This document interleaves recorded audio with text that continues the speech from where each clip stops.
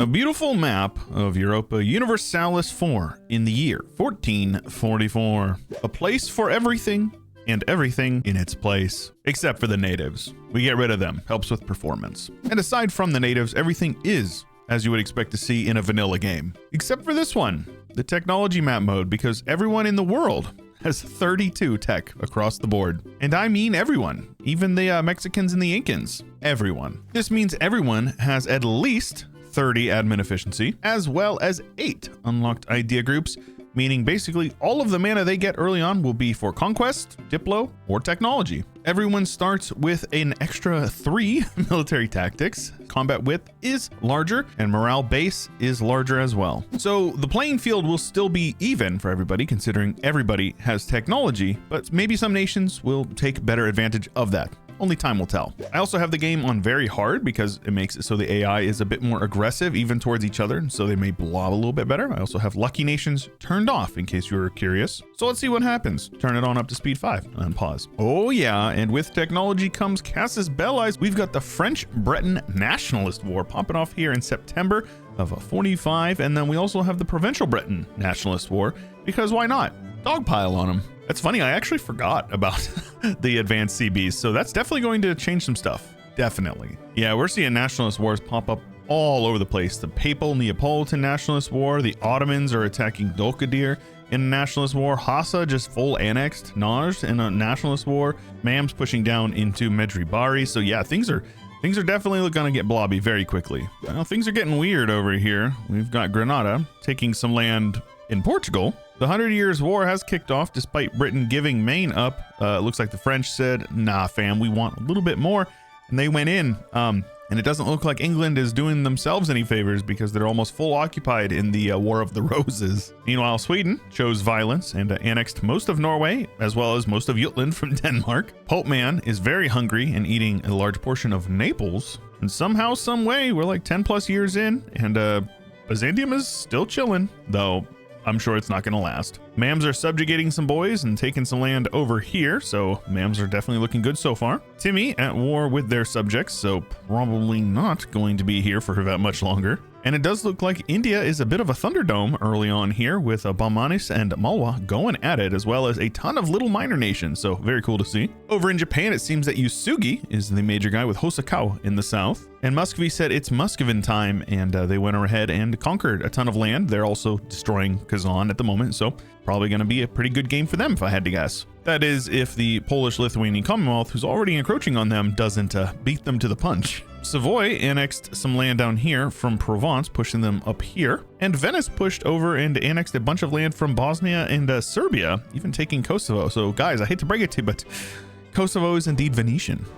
Oh my goodness. So between technology allowing for lots of land to be taken and very hard AI allowing AI to be a lot more aggressive, it seems that we are seeing some very big blobby changes very early on. Aragon has chosen violence, eating up like half of Castile in one big war. Granada taking the rest in the south of Portugal, and it looks like Morocco looking to pick at those bones. Not sure what happened to Pope Man, but Rome is now Tuscany, and Naples took back most of their cores with Aragon taking one, and Pope Man is a one province minor over here in Ancona. Oh, Ottomans looking spooky, pushing all the way down into Egypt, and keep in mind, it's like 1470 right now. Ramazan has a pretty cool looking border right here, looks like a crab claw or something like that.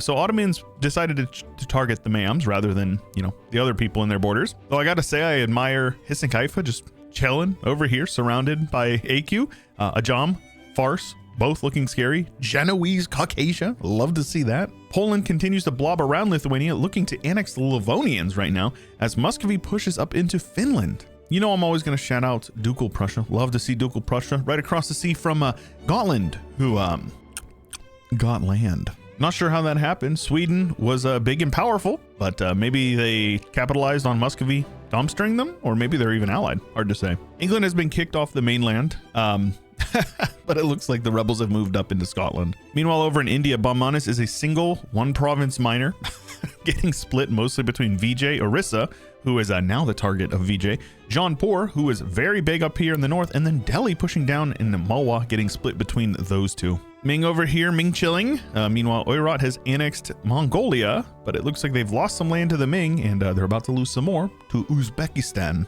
Chagatai has united with Mogulistan and Yarkand joining together. And down in Africa, Congo continues their conquests over here of the Central Africa, with Eastern Africa going mostly to Kilwa, though there looks to be a war going on here, though I imagine Kilwa will probably come out on top. And with this much changing in just like 25 years, I think this one is going to be pretty chaotic towards the end. And 20 years later, we've got some stuff going on, like Ulster, which is now Scotland, Galicia, which is now Portugal, and then Aragon, which is now Spain, and then apparently one province to France and two to Morocco. The Ottomans continue their relentless push south all the way down to Mecca. They now have an eyalet in Edal. Bam's not looking good, split into 1, 2, 3, 4, 5, 6 different spots, and a big spooky Commonwealth forming, taking a ton of land from Hungary, who like full annexed Austria for some reason.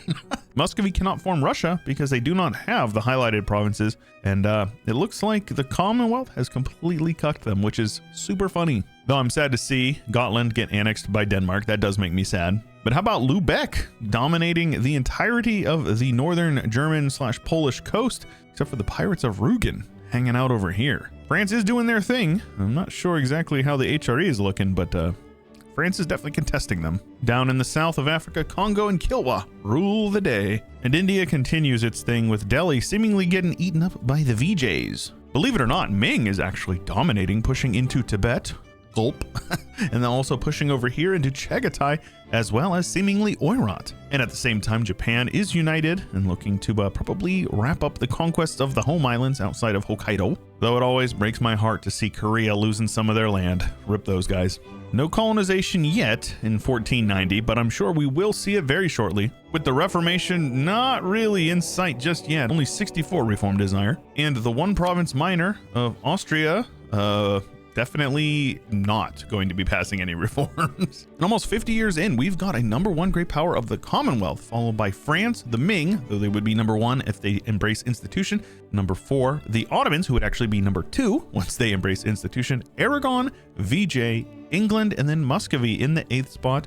Though the #1 and the #8 clashing like this, probably not going to lead to a good outcome for Muscovy. Because yeah, nations like the Commonwealth are able to form because the tech requirements are met. They're already met. So we're probably going to see some interesting formables. I think we're going to see Aragon form Spain. We're going to see England form Great Britain. And yeah, we'll see. It's going to be a free-for-all. I'm definitely excited for this. And yeah, the HRE, it's definitely not going to be doing well after this one. Mostly France, but quite a bit of the Commonwealth as well, just gobbling it up. It looks like Venice is going to be taking Hungarian South Germany over here. So yeah, HRE basically is gone. Commonwealth continues to dominate, pushing Muscovy mostly out of Russia over here into these portions. Ottomans continues to dominate, taking all of Egypt, large portions of Arabia, and looking to maybe make their way over into Iran and possibly over here into Tunisia. The one yellow blob right next to another, with VJ completely dominating, snaking the crap out of the guys over in the Indian subcontinent. Very cool to see. I'm always appreciative of a little bit of variety, and seeing a little bit of a Hindu mega blob, I'm here for it. Looks like Ming may be suffering a bit. Not 100% sure on what their whole situation is. Last I checked, they had like 50 mandates, so wasn't completely bottomed out. Though Chagatai snaking over here is pretty funny, with Solon getting some colonies up here. Not actually sure how that happens. Bukhara was bigger, but they seem to be crumbling quite a bit as well. And with so few tags left in the world that are Catholic, we very well may not see a Reformation until later in the game, like quite a bit later. No. Reform desire got up high enough that we're going to see it within the next few years, which is good because it'll mess with the ages if we don't get it. Of course, Aragon did end up forming Spain, as I had mentioned, and it looks like they are finally joining the colonial game, with Bermuda as well as some land over in the Caribbean going to them. Interestingly enough, #2 with Cap Verde over here is the Dutch. And you know, there's only 2 types of people in this world that I can't stand. Those that are intolerant of other people's cultures, and the Dutch. Oh, and the Spanish are over here in sub-Saharan Africa as well. Probably should mention that. Oh, and apparently the English are just in the Cape. Nowhere else nearby. They don't have anything else, just the Cape. That's That's the thing. I don't know how they got range, but they got the Cape. Meanwhile, Majapahit over here dominating the Spice Islands, looking pretty cool. Bad to the bone over here, doing their thing. And it looks like even the small little guys like Tidor are doing some colonization. So pretty cool to see. Ain't no way. That's actually Nivik? This is a... What in the world? These guys took expansion ideas. So we've got some colonization from these guys over here. So there you go. Well, the Commonwealth seems to be having a bit of a downfall, but by and large, Europe is incredibly blobby. The Swedes in the north, the French in the middle, Venice in the south, with Spain over there, and England up here, though England seems to be getting gobbled up by the French. The French, who, by the way, are Protestant, which is, yeah, it's definitely something. What would be the Christian equivalent to haram? Would that be like blasphemy, I guess? Satanic, if you will. Regardless, Ceylon over here, with Japan into Manchuria, Korea taking back a bit of their land, and the Ming thriving in China. Bengal gone, if you can believe that, eaten by Jaunpur and Vijay, who is even bigger and stronger than they were before, from the dead. The Timurids, only exclusively over here in like whatever this region, Chagatai region, is called. Fars has popped out in Isfahan, which is cool. That's a tag that is there in 1444, but, you know, isn't released. And the rest is just Ottomans. Very, very spooky, blobby, green Ottomans. With the Spanish over here in Italy and the French owning Rome. And it looks like of the southern boys, Congo took out Kilwa. And Kilwa does not exist anymore, which is pretty nuts. And I can't believe it, but it looks like the Boner boys have taken over land that was formerly the Majapahit Empire, with Malacca taking most of their land over here, getting pushed out of Malacca by Ayutthaya. So yeah, things are definitely looking good over here. Though I do still love seeing Nivik colonizing Borneo and stuff like that, and over here in Sulawesi. I'm a big fan of that. We've got who I believe is Ceylon over there, from also a Manchurian tribe, colonizing was it North Island, or yeah, I think it's called North Island. I don't know, actually. Meanwhile, the Dutch are in La Plata. And then aside from that, South America is empty, with the Spanish West Indies fully colonized, and the Spanish working their way into Canada. Church of England is here, and we've got 3 centers of Reformation, 2 in the French lands, and I believe 1 up here in Stockholm. And then Reformed is spotted throughout, but is not the state religion for basically anybody except for a couple of small nations in Germany. So 120 years in, the Ottomans have tripled or quadrupled almost their development for the #1 spot. We've got France in the #2 spot, Vijay in the #3, decent fall off from France to Vijay, with Ming in the #4, and then Venice in the 5th, neck and neck with Ming, which says a lot about the Italian development, followed by Spain, the Commonwealth, and then Ayutthaya. Love to see a little bit of that Southeast Asia representation in the top 8. Ooh, and how the mighty have fallen, with the Commonwealth being absolutely, you know, deluged, or whatever you want to call it in this timeline. Muscovy is there, but not really sure in what capacity. We've got Crimea, Genoa, a 1-province minor over here in, you know, Circassia. It does appear that France has chosen violence, and they are the hegemon. They own this region. They are Europe, basically. Just look what they did to England, man. I mean, as an American, I like this, but as a map painter, not so much. And just check out what's going on over here. Isfahan popping out a farce and eating them up. Love to see it. And Vijay continues their snaking, beating up on Jaunpur, touching up some borders over here and pushing over into Burma. So yeah, Vijay definitely winning the race for India. Unlike the Ming, who I believe was a great power last we look, and they certainly are not anymore. Then there's Bukhara beating up on Solon, or Solon, or however that is pronounced, looking pretty bad themselves. Though I'm a big fan of Kazan over here, with, you know, their former capital over here. I think they've migrated a bit. And Korea is just 1 province away from taking back their 1444 borders, and then some. Chagatai, I think you're a little far from home here. Beijing, not controlled by the Ming. Yeah, it's pretty gross over here, actually. Oof, and it also looks like the Boner boys are getting beat up on by Ayutthaya, though Bone has gone up and conquered some land in the Philippines, so there's still a chance. We've got the Congo landing over here in Australia, with Ceylon, Australia over here, and then Jolofian, Australia in Tasmania, as well as over here in like is this New South Wales, I think. Mombasa has united over here, looking pretty solid. And South America is all Dutch, apparently. I'm a big fan. Over on the west coast, we've got the Dutch in the California region, the Bay Area, Ceylon in California, Nivik in California, and Nahua. The Aztecs are colonizing. Okay.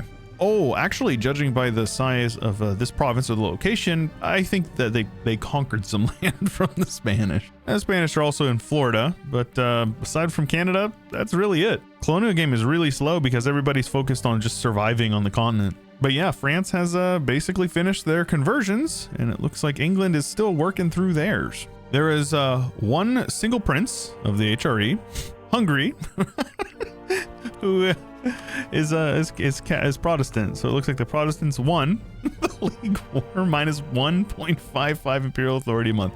There you go. An independent Leon over here in Iberia.